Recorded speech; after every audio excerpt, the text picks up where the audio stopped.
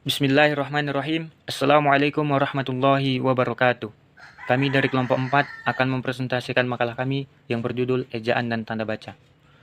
Saya Hirfadik Sagara Sinaga akan menjelaskan pengertian dari ejaan dan sejarah ejaan. A. Pengertian ejaan. Ejaan adalah keseluruhan peraturan bagaimana melambangkan bunyi, ujaran, dan bagaimana antar hubungan lambang-lambang itu, atau pemisahan dan penyambungannya dalam suatu bahasa. Bahwa yang dimaksud dengan ejaan adalah penulisan huruf, penulisan kata, dan pemakaian tanda baca. Dalam suatu bahasa sistem ejaan, lazimnya mempunyai 3 aspek. Yang pertama yaitu aspek fonologis, yaitu yang menyangkut pelambangan fonem dengan huruf dan penyusun abjad. Yang kedua yaitu aspek morfologis, yaitu yang menyangkut pelambangan satuan-satuan morfemis. Yang ketiga yaitu aspek sintaksis, yaitu yang menyangkut pelambangan ujaran dengan tanda baca. B. Sejarah ejaan. Pertama, ejaan Pan op Huizen. Pada tahun 1901, ejaan bahasa Indonesia Melayu dengan huruf Latin, yaitu ejaan Pan op Huizen. Hal-hal yang menonjol pada ejaan Pan op Huizen yaitu A. Huruf J dipakai untuk menulis kata-kata jang, saja, dan pajang. B. Huruf OE dipakai untuk menulis kata-kata goroe dan itoe. C. Tanda diakritik seperti koma, ain, tanda petrama dipakai untuk menuliskan kata-kata makmuer, akal, tak, pak, dan dinamite. Yang kedua yaitu ejaan Sewandi. Pada tanggal 19 Maret 1947, ejaan Sewandi diresmikan untuk menggantikan ejaan Pan op Huizen. Ejaan baru ini oleh masyarakat diberi julukan ejaan Republik. Hal-hal yang perlu diketahui sehubungan dengan pergantian ejaan itu adalah sebagai berikut. A. Huruf OE diganti dengan U seperti guru dan itu. B. Bunyi hamzah dan bunyi sentak ditulis dengan K seperti pada kata-kata tak dan pak. C. Kata ulang boleh ditulis dengan angka 2 seperti anak-anak dan berjalan-jalan. D. Awalan di dan kata depan di kedua-duanya ditulis serangkaian dengan kata yang mengikutinya seperti kata depan di pada di rumah, di kebun, disamakan dengan imbuhan di, pada, ditulis, dan dibuang. Yang ketiga yaitu ejaan Melido. Pada akhir 1959, Sidang Keputusan Indonesia dan Melayu menghasilkan konsep ejaan bersama yang kemudian dikenal dengan nama ejaan Melindo, yaitu Melayu Indonesia. Perkembangan politik selama tahun-tahun berikutnya mengurungkan peresmian ejaan itu. Yang keempat, yaitu ejaan bahasa Indonesia yang disempurnakan. Pada tanggal 16 Agustus 1972, Presiden Republik Indonesia meresmikan pemakaian ejaan bahasa Indonesia. Peresmian ejaan baru ini berdasarkan keputusan Presiden nomor 57 tahun 1972, Departemen Pendidikan Kebudayaan menyebarkan buku kecil yang berjudul Pedoman Ejaan Bahasa Indonesia yang disempurnakan sebagai patokan pemakaian ejaan itu. Oke, saya akan melanjutkan penjelasan dari saudara kita Hirfa. Sekarang kita masuk pada pembahasan fungsi ejaan yang disempurnakan. EYD ini memiliki beberapa fungsi yang sangat penting, diantaranya pemersatu. Pemakaian EYD dapat mempersatu sekelompok orang menjadi satu kesatuan masyarakat bahasa. Dan fungsi yang kedua, pemberi kekhasan. Pemakaian EYD dapat menjadi pembeda dengan masyarakat pemakai bahasa yang lainnya. Yang ketiga, pembawa kewibawaan. Pemakaian EYD dapat memperlihatkan kewibawaan pemakainya. Dan fungsi yang keempat, kerangka acuan. EYD menjadi tolak ukur bagi benar tidaknya pemakaian bahasa seseorang atau sekelompok orang. Dan fungsi yang terakhir, alat penyaring masuknya unsur-unsur bahasa lain ke dalam bahasa Indonesia.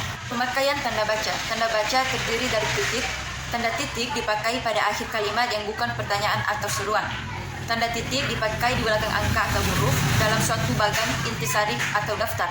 Tanda titik dipakai untuk memisahkan angka jam, menit, dan detik yang menunjukkan waktu.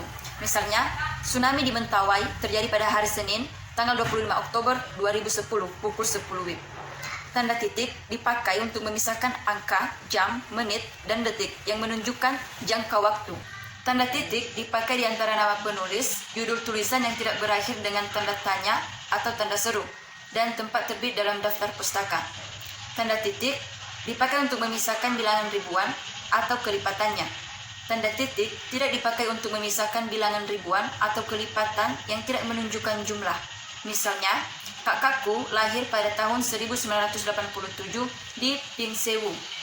Tanda titik tidak dipakai pada akhir judul yang merupakan kepala karangan ilustrasi, tabel, dan sebagainya. Misalnya, acara kunjungan Presiden SBY. Tanda titik tidak dipakai di belakang nama pengirim. Tanda koma dipakai di belakang kata atau ungkapan penghubung antara kalimat yang terdapat pada awal kalimat. Misalnya, kendaraan di jalan semakin padat. Oleh karena itu, kita harus berhati-hati.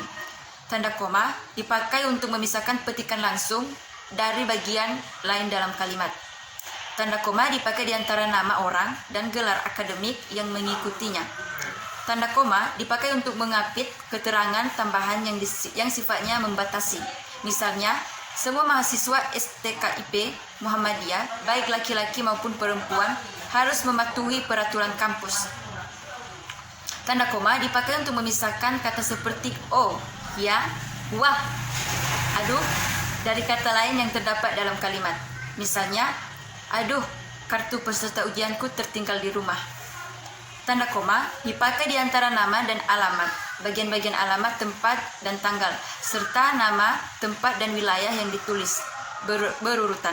Misalnya, surat-surat ini harap dialamatkan kepada Ketua Jurusan Bahasa dan Seni, STKIP Muhammadiyah, Jalan Makam, Pingsewu. Tanda koma dipakai di antara bagian-bagian dalam catatan kaki. Tanda koma dipakai di muka, anak persepuluhan, atau di antara rupiahnya yang dinyatakan dalam angka. Misalnya, kedalaman sungai itu hanya 12,5 meter. Tanda koma dipakai untuk menghindari salah baca belakang keterangan yang terdapat pada awal kalimat. Misalnya, atas bantuan Farah, Intan mengucapkan terima kasih. Tanda titik koma. Tanda titik koma dipakai untuk memisahkan bagian-bagian kalimat yang sejenis dan setara. Misalnya, malam semakin larut, tugas kuliah belum selesai juga. Tanda titik koma dipakai sebagai pengganti kata, sebagai kata penghubung untuk memisahkan yang setara di dalam kalimat majemuk. Misalnya, saya mengerjakan tugas kuliah, kakak asyik menonton televisi. Tanda titik dua. Tanda titik dua dipakai pada akhir suatu pernyataan lengkap jika diikuti pemberian. Misalnya, ibu memerlukan perabotan rumah tangga. Misalnya kursi, meja, dan lemari. Tanda titik dua dipakai sesudah kata atau ungkapan yang memerlukan pemberian. Misalnya, acara akan dilaksanakan pada hari, tempat, waktu. Tanda titik dua dipakai dalam teks drama sesudah kata yang menunjukkan pelaku dalam percakapan. Misalnya, Amir, baik bu, mengangkat koper dan masuk.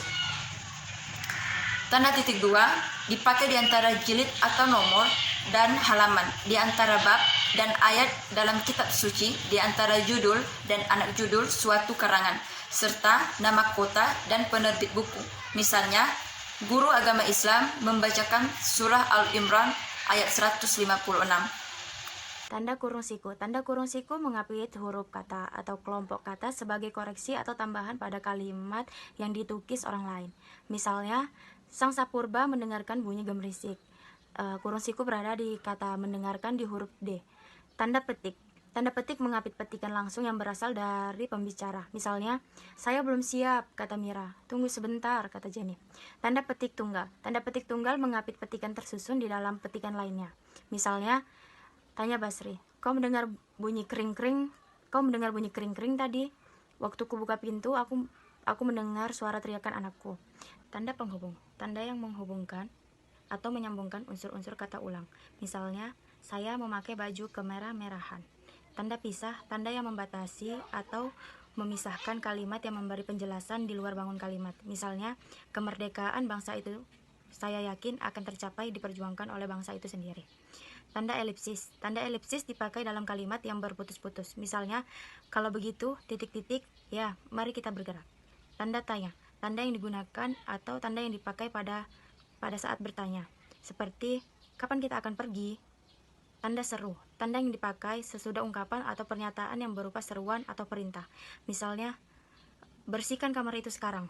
Tanda kurung. Tanda kurung mengapit tambahan keterangan atau penjelasan. Misalnya, bagian perencanaan sudah selesai menyusun dik.